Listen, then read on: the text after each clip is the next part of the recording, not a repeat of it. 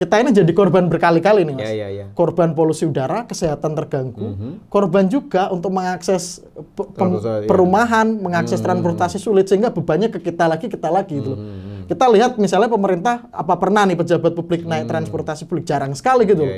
Paling naiknya waktu ini, Mas, peresmian atau uji coba LRT misalnya kan, seremonial gitu loh. Sehari-hari mereka tidak merasakan beban yang dialami oleh masyarakat. Bagaimana neraka Manggarai misalnya kan, stasiun Manggarai, neraka stasiun Manggarai gitu. Ini kan sudah menjadi keresahan publik ya. Saya pikir tidak hanya aktivis. Tidak hanya keresahan publik, Mas. Keresahan Presiden Jokowi yang 2 minggu batuknya nggak berhenti. Harusnya udah jadi bukti lah itu kan. Tidak lagi denial, tidak lagi ignorant terhadap kenyataan bahwa presidennya sendiri itu terpapar oleh polusi, sakit.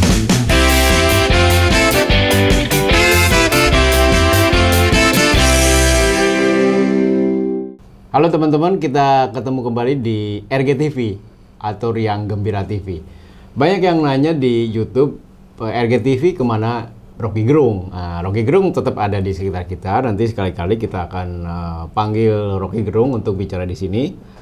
Nah, saya menjadi host dan karena itu lebih beragam. Nanti Rocky Gerung tidak lagi sebagai host, tapi sebagai narasumber seperti yang Anda sekalian minta. Nah, kali ini kita akan ngomongin tentang satu tema yang real dan ini 2 pekan terakhir mengharu biru Jakarta tentang polusi udara. Kemarin Pak Jokowi, Presiden Joko Widodo di pidato kenegaraan di MPR, DPR menyebut bahwa kita ini sedang dilanda polusi budaya. Presiden tidak menyebut polusi udara. Yang lebih real, tadi juga ini rekaman pada tanggal 17 Agustus, setelah beberapa jam setelah upacara peringatan kemerdekaan di Istana Negara.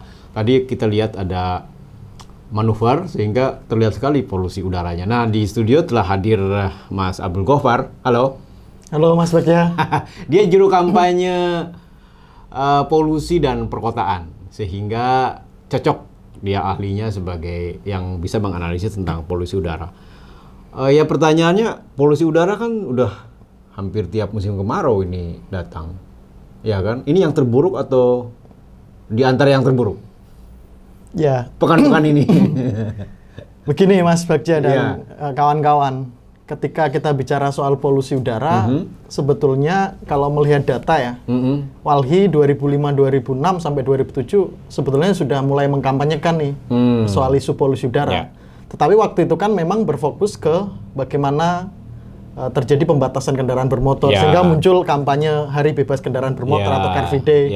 Kemudian larangan penggunaan bensin bertimbal gitu. Tetapi pada prinsipnya perkotaan yang tumbuh makin pesat itu tidak lepas dari masalah polusi udara. Jadi kami mau bilang bahwa polusi udara itu masalah yang laten gitu. Dia berlangsung, dia kalau catatan di kami urban. Iya, 10 sampai 15 tahun terakhir. Kalau mau ngutip data pemerintah nih, DLH Jakarta 2020 kan bikin riset nih. Dia bilang dalam waktu 10 tahun terakhir 2010 sampai 2020 sebetulnya kualitas udara Jakarta itu melebihi ambang baku mutu yang ditetapkan secara nasional. Artinya masalah polusi udara itu sudah berlangsung cukup lama dan memang kita harus akui nih, musim kemarau itu membuat situasinya makin parah. Angkanya lebih tinggi dibandingkan musim penghujan lah karena faktor cuaca, angin dan lain sebagainya. Ya, kan udara kita sempat membaik selama pandemi ya. Tetapi banyak riset juga ketika pandemi yang mengatakan bahwa hati-hati loh, setelah pandemi berakhir, aktivitas kita kembali normal, polusinya akan jauh lebih banyak. Mengapa? Karena industri itu akan mengejar ketertinggalan produksi yang tidak mereka dapatkan karena pengetatan sosial dan seterusnya yang hilang. Sehingga setelah pandemi berakhir dia akan genjot 2 kali lipat, bahkan 3 kali lipat untuk mengejar ketertinggalan yang hilang selama pandemi. Karena itu banyak riset yang memperingatkan pandemi pakailah kepada pemerintah agar menata tata kelola energi, tata kelola industri agar diperbaiki, sehingga ketika pandemi berakhir tidak jadi polusi. Ini menurut Mas Ghoffar, pemerintah melakukan itu nggak yang warning oleh para peneliti selama pandemi? Iya, merespon apa yang disampaikan Mas Bagja. Betul ya, selama tahun 2020 Maret ya kalau nggak salah, Maret April ada pembatasan sosial berskala besar. Kemudian dilanjutkan nih PPKM. Nah, di situ orang mulai berpikir ya, momentum reflektif lah. Kalau situasi pandemi itu berangkat dari kerusakan lingkungan, juga catatan Walhi ya, deforestasi, alih fungsi lahan, mempercepat munculnya penyakit zoonosis. Juga sebetulnya benar momentum untuk reflektif bahwa aktivitas kita selama ini di tahun-tahun sebelum pandemi kan polusi parah sekali gitu. Tapi 2-3 tahun kita merayakan orang kembali hidup sehat, bersepeda, jalan langit hijau lah, biru lagi. Orang lari di tempat-tempat publik, bersepeda dan lain sebagainya. Tetapi sayangnya situasinya new normal ya. Pemerintah menyebutnya sebagai new normal atau normal yang baru gitu. Tetapi normal yang baru itu justru kembali kepada situasi sebelum pandemi gitu loh. Kalau dulu saat pandemi kita bisa menyaksikan nih langit biru Jakarta misalnya. Gunung Salak, Gunung Gede kelihatan puncaknya. Orang bersepeda kemudian di foto backgroundnya adalah pegunungan di wilayah selatan Jakarta gitu loh. Nah, menurut kami pemerintah tidak belajar dari proses selama pandemi yang masyarakat sebetulnya belajar nih, mulai ngompos, mulai nanam, mulai olahraga gitu. Tetapi pemerintah kan orientasinya ekonomi nih Mas. Kalau kita masih ingat ya, KPCPEN ya, pemulihan ekonomi nasional ya, penanganan pandemi dan juga pemulihan ekonomi nasional. Orientasi yang mengarah kepada ekstraksi besar-besaran, kemudian industrialisasi besar-besaran, kita lihat akhirnya kan lalu mobilitas kembali kepada situasi yang sama. Bahkan kalau lihat data jumlah kendaraan meningkat drastis. Pertumbuhan kawasan industri di wilayah pinggiran Jakarta drastis, jumlah pembangkit listrik juga kalau mau kita lihat juga nambah gitu loh. Misalnya kan Suralaya, teman-teman Walhi kan mengkritisi ya, sempat juga mau gugatan akan ada penambahan PLTU Jawa 89. Ngomong-ngomong Suralaya, kemarin Menteri Lingkungan Hidup dan Kehutanan bilang bahwa Suralaya tidak terlalu signifikan menyumbang polusi, hanya 1%. Itu benar nggak? Nah, ini yang patut kita kritisi kawan-kawan gitu loh. Nah, satu gini, kami mau mengkritisi bahwa sebetulnya pemerintah ini tidak terkoordinir gitu loh, antara pemerintah Provinsi Jakarta misalnya, statementnya PJS Gubernur, kemudian Pak Jokowi misalnya di rapat terbatas juga menyampaikan beberapa arahan dan juga KLHK nih. Kami melihat dari situ saja tidak ada koordinasi yang sinkron. Solusinya ngeri sekali gitu loh. Misalnya di awal-awal 2 minggu yang lalu ya, Jokowi bilang polusi udara pindah IKN gitu loh. Kemudian KLHK kalau kita masih ingat nanti kena angin, kena hujan hilang gitu loh. Sementara PJS Gubernur Jakarta malah bilang polusi ditiup hilang gitu loh. Nah, itu satu hal gitu. Berikutnya yang kedua, kita selalu berdebat nih atau pemerintah memperdebatkan polusi udara buruk kan kata swasta nih aplikasi gitu loh.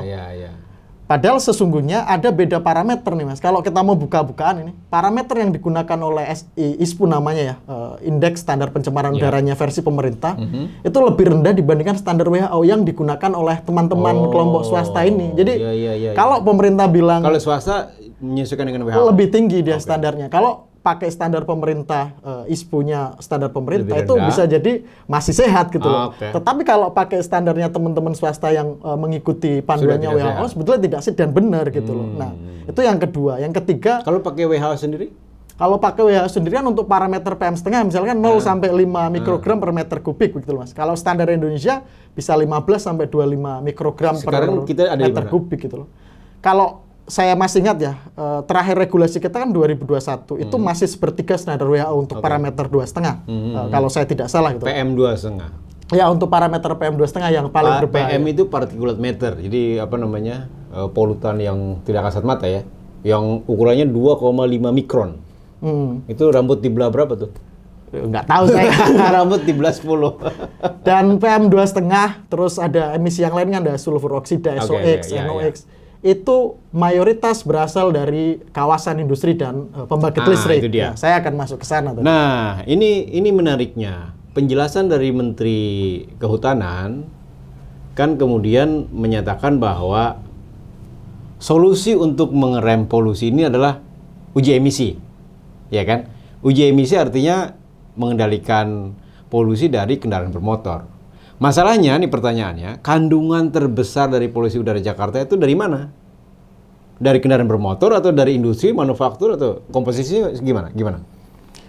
Iya, lanjut yang tadi ya Mas. Jadi kita harusnya jujur dan terbuka begitu loh. Kenapa teman-teman masyarakat sipil termasuk Walhi, teman-teman yang menggugat polusi udara selalu bilang, lakukan inventarisasi sumber pencemar, baru kemudian susun nih rencana aksi nasional, rencana aksi daerah, grand design pengendalian pencemaran udara gitu loh. Nah itu sudah dilakukan sebetulnya oleh Pemprov DKI ya. Kembali 2 tahun lalu mereka bikin riset dengan Vital Strategis ya, salah satu lembaga think tank yang fokus melihat soal isu polusi. Ketemu nih Mas inventarisasinya, ada kontribusi memang dari sektor transportasi itu ya. Untuk emisi misalnya karbon dioksida misalnya CO. Kemudian ada kontribusi dari kawasan industri ini, terutama industri itu lebih banyak heavy dari industri ya. Itu ada industri baja, kemudian ada pabrik semen yang juga punya captive power plant misalnya. Itu di utara Jakarta. Di utara, di wilayah, pokoknya wilayah periferal Jakarta. Kemudian yang terakhir ada kontribusi juga dari pembangkit listrik yang kalau kata KLHK misalnya jauh sekali itu. Itu ada kontribusi juga untuk parameter tertentu. Kayak tadi kita diskusikan ya, ada PM2,5, ada SOX, NOx gitu. Terakhir baru pembakaran SO2 terbuka. itu kan apa namanya gas buang dari pembakaran energi batu bara kan? Ya, salah satunya. Dan itu yang bikin merusak sistem pernafasan. Termasuk gitu. Nah, itu jangan-jangan Pak Jokowi kan 2 pekan ya udah batuk-batuk terus. Nah, jangan apa karena SO2. Itu benar kayak gitu. Saya pikir ya, tapi kita balik lagi ke yang tadi dulu ya, Mas. Sebelum kita bicara soal dampak ke masyarakat, soal hak atas udara bersih, saya pikir kita clearkan. Maka sudah jelas sebetulnya kita mengakui ada kontribusi sektor transportasi dari kendaraan roda 2, roda 4 lah, maupun angkutan lain untuk logistik. Tapi ada kontribusi yang selalu dinihilkan gitu. Ada kontributor emisi yang selalu dinihilkan. Seolah-olah tidak ada kontribusinya. Kawasan industri, pembangkit listrik, dan pembakaran terbuka begitu loh. Nah akhirnya solusinya tadi Mas Bagjak, semua nyalahin ini salah masyarakat. Masyarakat berubah dong gaya hidupnya, pakai transportasi publik begitu loh. Berikutnya yang tambah menggelikan lagi, ayo dong percepat transisi ke kendaraan listrik. Nih sudah ada subsidinya 7 triliun untuk 1 juta kendaraan nih. 700.000 itu lain soal lagi itu. 700.000 untuk motor, 7 juta untuk mobil. Kenapa tidak diarahkan misalnya ke transportasi publik, pembenahan dan lain sebagainya, juga ke pengendalian pencemaran dari kawasan industri, juga PLTU. Padahal kan Pak Jokowi selalu bilang nih di pertemuan global, kita akan percepat transisi energi gitu. Tahun lalu di G20 di Bali misalnya kan mau percepat transisi energi untuk industri kan? Untuk industri, kemudian untuk pembangkit listrik yang masih menggunakan fossil fuel juga harus dikurangi. Artinya langkah yang sekarang ditempuh berfokus ke transportasi tidak fair kalau tidak juga mengupayakan ke sektor pembangkit listrik dan pengendalian pencemaran di kawasan industri. Kenapa masalahnya? Ini ada problem jelas-jelas ada SO2 kan, kandungan polusi itu. Jelas-jelas itu dari pembakaran batu bara. Artinya kan harusnya dibenahi dulu dong yang PLTU batu bara, yang industri yang memakai energi listrik dari batu bara, bukan langsung ke uji emisi yang menyasar setiap pribadi. Nanti mau dirajia loh. Ya kan kalau diuji emisinya terus knalpotnya itu mengandung emisi berlebih. Nanti dirajia tidak boleh mengaspal di Jakarta. Kemudian kalau bawa mobil harus 4 orang. Kembali ke 4-in-1 lagi. Iya, sekarang 4-in-1 dari 3-in-1. Dulu 3-in-1 aja pakai joki kan. Nah, sekarang nambah pekerjaan juga barangkali. Artinya nambah peluang bagi para joki kan untuk bisa jadi 4. Nah, maksud saya ini ada menurut Mas Gopang, ini ada problem A tapi solusinya B. Itu benar nggak? Kalau saya mau mengusulkan salah solusi gitu. Bisa jadi begitu, atau paling bahasa lebih bagusnya gini. Masalahnya penyakitnya kompleks, tapi solusinya hanya pakai 1 obat lah gitu kira-kira. Harusnya dia membutuhkan 5 obat, tapi dia hanya pakai 1 obat. Sehingga itu kenapa dia nggak berani menyentuh 4 obat lain atau gimana? Kalau boleh jujur ya, kita beda aja dulu Mas. Iya dong, ini bukan. Ya, polusi udara kompleks, sumber emisinya beragam lah. Ada 4 sektor yang punya kontribusi beragam. Satu tadi ya sektor transportasi, sektor industri, pembangkit listrik, pembakaran terbuka lah, itu yang paling dominan gitu. Tapi kemudian semua, terutama pemerintah ya, KLHK misalnya atau pemerintah pusat bilang elektrifikasi kendaraan gitu. Seolah-olah itu sebagai the only one solution gitu loh.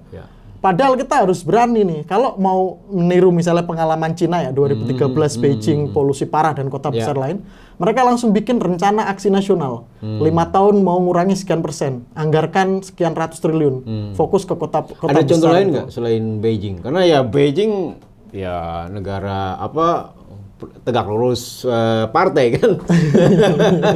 Ada yang lain yang berhasil menghalau polusi tapi dengan demokratik sistem gitu. Saya belum tahu contohnya ini. Karena ya Indonesia harus meniru yang democratic system ya. Iya, tapi balik lagi ya tadi penyakitnya kompleks, masalahnya kompleks, tapi pengennya resepnya cuma satu gitu. Nah, kami melihat di sini ada keberpihakan terhadap industri otomotif begitu loh, Mas. Kepengennya kan tetap nih pemainnya sama dari kendaraan bahan bakar fosil ke bahan bakar elektrik, jumlahnya kan sama juga. Sempat bilang jumlah kendaraan 24 juta nih. Kalau elektrifikasi kan jumlah kendaraan bisa jadi tetap sama gitu loh. Beda komposisinya aja. Kemacetan tetap nggak terurai. Kemudian orientasinya tetap tidak mendukung kepada upaya transportasi publik yang subsidi kereta itu banyak dikurangi Mas untuk kereta cepat misalnya. Nah, harusnya mengalihkan anggaran-anggaran tadi subsidi dan lain sebagainya untuk pembenahan transportasi publik, sembari juga penegakan hukum nih untuk sumber pencemar di kawasan industri yang kalau lihat reportnya DLH Jakarta kan cuma disampling nih 20 aja yang disidak gitu. Padahal ada ribuan kawasan industri, ada belasan PLTU yang harusnya dilakukan treatment yang serupa, dilakukan uji emisi. Kalau dia melampaui batas yang ditetapkan, penegakan hukum dong, ditutup, dicabut izin dan lain sebagainya. Ya, ini pertanyaan yang umum ya. Ketika apakah ini saya dugaan ya, pemerintah tidak menyasar industri, manufaktur, kemudian PLTU besar itu karena yaitu ada lapangan pekerjaan. Kalau mereka disidak, dikenal penalti, ini wassalam nih industrinya. Ada kemungkinan itu nggak sih? Bisa jadi begitu. Jadi ada faktor ekonomi yang dipertimbangkan oleh pemerintah sehingga lebih baik membuat kebijakan uji emisi, ya kan, yang menyasar orang per orang ketimbang industri, nanti urusannya ya ini para penggede gitu. Ada begitu nggak? Tetapi uji emisi pun masih diragukan ya Mas. Saya kembali lagi ke pemerintah ya. Upaya untuk uji emisi kan bukan barang baru. 2017 sudah ada regulasinya misalnya Pergub Jakarta ya. Terus ada penerapan Euro 4 untuk kendaraan baru gitu. Tetapi pemerintah sendiri mengaku ini, saya nyimak betul pemaparan Direktorat Jenderal Pengendalian Pencemaran ya Pak Sigit. Bilang bahwa 10% saja nih yang patuh melakukan uji emisi. Terus untuk yang industri otomotif, kendaraan barunya harus Euro 4. Tetapi itu ternyata bukan mandatori gitu loh, voluntary. Jadi bayangkan gitu loh, ada berapa banyak itu industri otomotif yang tidak patuh. Iya, gitu. Itu kenapa yang patuh hanya 10% orang tidak mandatori ya. Iya. Sekarang ngulang resep yang sama lah kira-kira ya. Uji emisi mau digalakkan gitu loh. Kalau infrastruktur untuk tempat uji emisinya belum rata, ada biaya juga gitu loh. Pengalaman kami waktu diskusi dengan teman-teman pengendara ya, mereka selalu bilang gitu loh, ada biaya yang dikeluarkan ratusan ribu untuk uji emisi. Tempatnya juga belum merata kan untuk di wilayah Jabodetabek gitu loh. Jadi fasilitas belum tersedia, begitu dia ikut uji emisi lalu dirazia ya. Betul, kira-kira begitu. Lagi-lagi saya menyayangkan sekali ya Mas dengan masalah yang kompleks seperti ini, menyangkut soal hak hidup masyarakat, tetapi seolah-olah pemerintah hanya berfokus masyarakat berubah, masyarakat yang harus jadi subjek kebijakannya gitu loh. Tetapi pernah nggak mereka refleksi bahwa selama ini kebijakan misalnya untuk pengembangan transportasi publik tidak mendapatkan dukungan yang signifikan. Jakarta bisa jadi lumayan bagus ya selama beberapa tahun terakhir. Tetapi wilayah pinggiran Jakarta, kota-kota besar yang lain kan tidak mendapatkan perhatian yang serius gitu loh. Iya, by the way ngomong-ngomong, apa namanya? Memang sumber polusi udara kita dari kendaraan, itu pertanyaannya. Ada kontribusi Ada kontribusi, tapi bukan yang terbesar kan? Merata. Kira-kira 30-an% transportasi, kemudian 20-30% dari kawasan industri, sisanya ada pembangkit listrik, ada pembakaran terbuka, dan yang lain. Artinya gini, kalau yang kendaraan bermotor itu kan menyasar individu, karena yang punya motor, punya mobil kan. Tapi kalau urusannya yang lain, kontributor yang lain, tadi ada industri, manufaktur, sama PLTU, itu kan urusannya dengan industrialisasi. Maka jauh lebih besar pasti yang industrialisasi. Jadi kalau dikelompokkan dengan individu dengan industri, maka industri jauh lebih besar kan sebagai kontributor polusi udara. Benar nggak? Kalau kami merasa harus fair ya Mas, keseluruhan ya. Pengaturan terhadap warga itu satu hal yang harus dilakukan. Tetapi harus juga memastikan bahwa warga misalnya akan didorong untuk menggunakan transportasi publik. Tapi pastikan dulu nih, keamanan, kenyamanan, efisiensi waktu, integrasi dan lain sebagainya. Belum kalau bicara misalnya, kenapa warga pakai kendaraan pribadi gitu, lebih murah, karena tidak ada opsi lain. Karena rumahnya jauh-jauh ini Mas. Bayangkan teman-teman kantor kami nih, kelas pekerja ini. Rumahnya di Parung, di Bojong, dan lain sebagainya.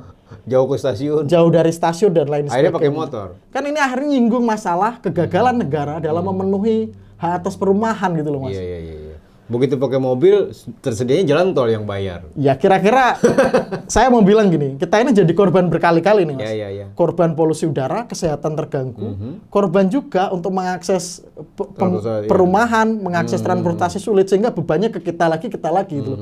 Kita lihat misalnya pemerintah, apa pernah nih pejabat publik naik transportasi publik? Jarang sekali gitu loh.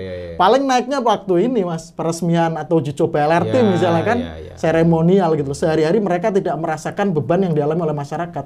Bagaimana neraka Manggarai misalnya kan. Stasiun Manggarai, neraka stasiun Manggarai gitu. Halte yang sempit gitu loh. Cerita teman-teman yang dari Bekasi, Depok itu bahkan untuk mikrotrans ya. Kalau dulu Jaklingko saya mikrotrans. Haltenya kecil, sempit, gelap, rawan copet gitu loh. Jadi itu sekalian dibenahi gitu loh, membenahi transportasi publik mendorong masyarakat berubah tapi penegakan hukum terhadap pencemaran dari kawasan industri transisi energi dari pembangkit listrik berbahan bakar fosil juga Jadi langkahnya komprehensif, bareng-bareng semua sektor digarap. Jangan kayak tebang pilih gitu loh. Oke, yang paling mudah transportasi aja. Maksa orang pindah tapi tidak ada solusi yang ditawarkan. Saya pikir tidak fair dan kembali membebani warga negara. Kita masalah ekonomi sudah sulit, masalah lingkungan makin parah, kesehatan juga sulit. Ditambah lagi nih suruh berubah, suruh begini dan lain sebagainya. Yang nyuruh nggak berubah juga gitu. Nah, itu dia. Sumber pencemar utamanya tidak disentuh kan dengan berbagai kebijakan. Nah, masalahnya kan gini, kalau industri diminta untuk beralih ke energi terbarukan misalnya. Pertanyaannya adalah di Marunda saja ada nggak jaringan untuk energi terbarukan? Fasilitasnya ada nggak tuh? Karena saya dengar dari Apindo Jakarta bahwa kenapa mereka memakai batu bara untuk sumber energinya? Ya karena satu murah, iya kan? Yang kedua, kalau mau pakai gas satu lebih mahal. Kedua, belum ada jaringannya. Artinya kan fasilitas juga yang harus disediakan dulu sebelum pemerintah meminta mereka untuk beralih ke sumber energinya kan? Betul sekali Mas. Ya tetapi itu harus dipikirkan secara berlangsung karena memang keniscayaan kita harus kayak kita ketika bicara mobil listrik misalnya.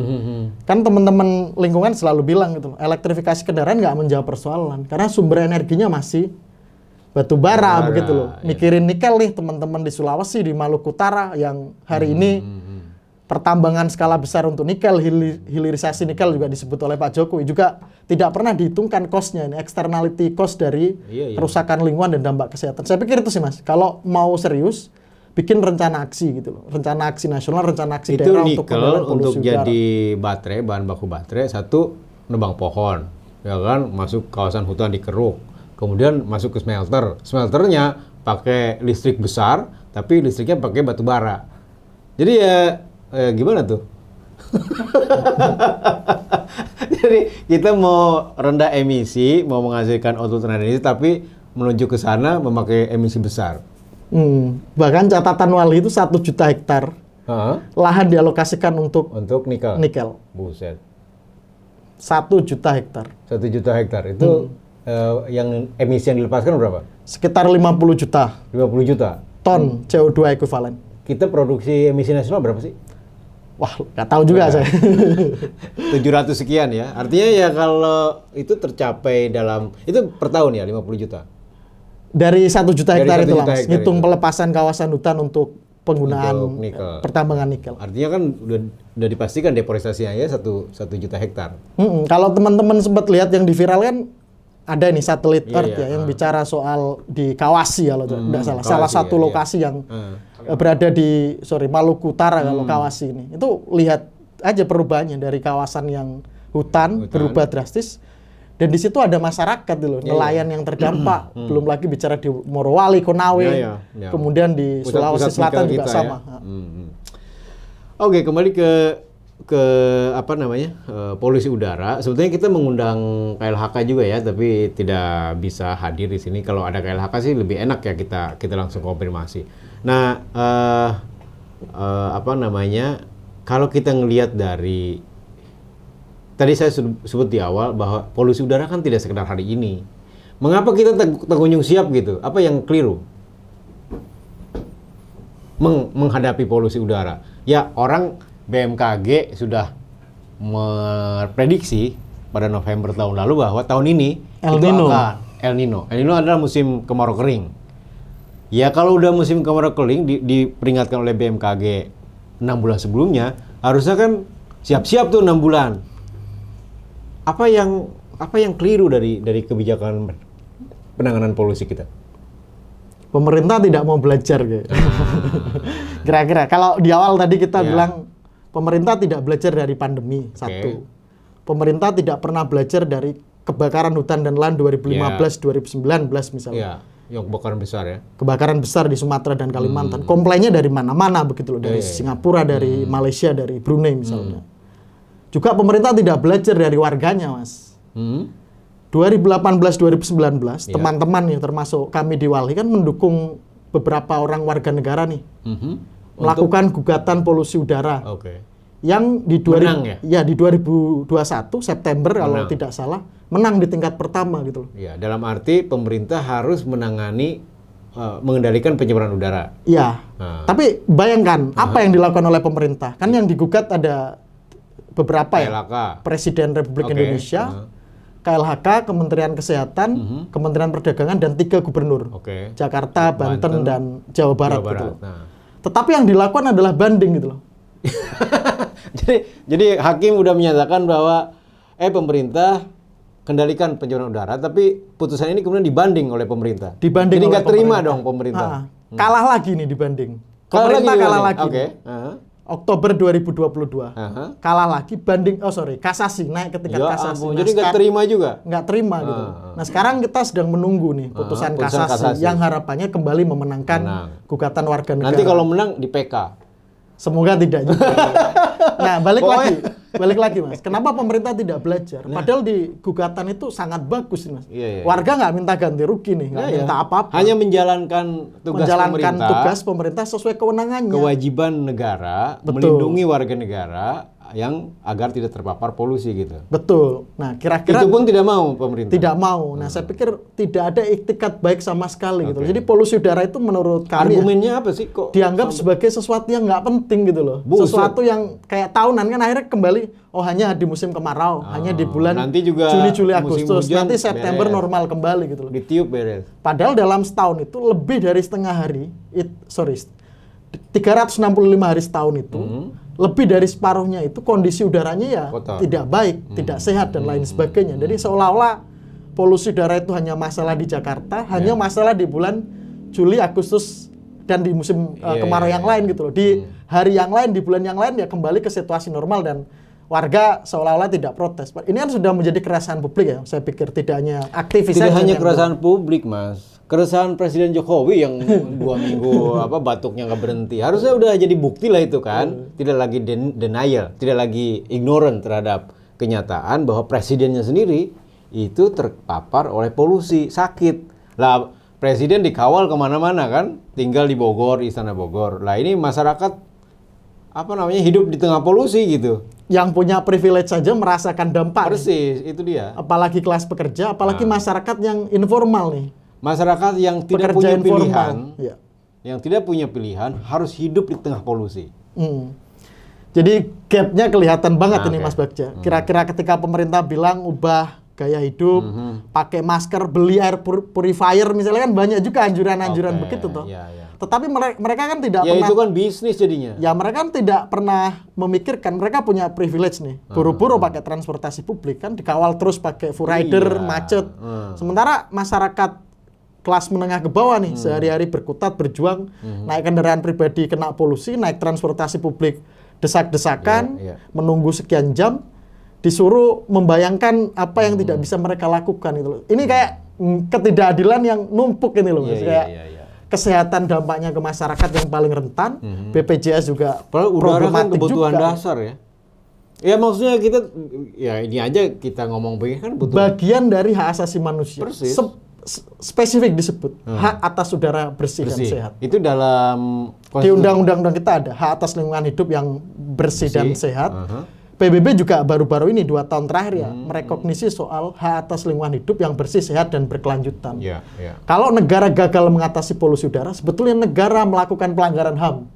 Apa hukumannya? Negara yang melanggar HAM. Nah, kira-kira ini sulit juga. Iya, buntu juga ini. Iya. Pelanggar HAM tapi tidak pernah nih kena ini hukuman atas kejahatan HAM yang mereka banyak lakukan. Sekali kita di podcast yang lain kayak SEMA kemarin juga yang larangan nikah beda agama. Nah, itu kan negara juga melanggar konstitusi. Ini di polusi udara ujungnya negara juga melanggar konstitusi. Tapi siapa yang menghukum? Wallahu a'lam bishawab. Sampai ketemu di episode berikutnya.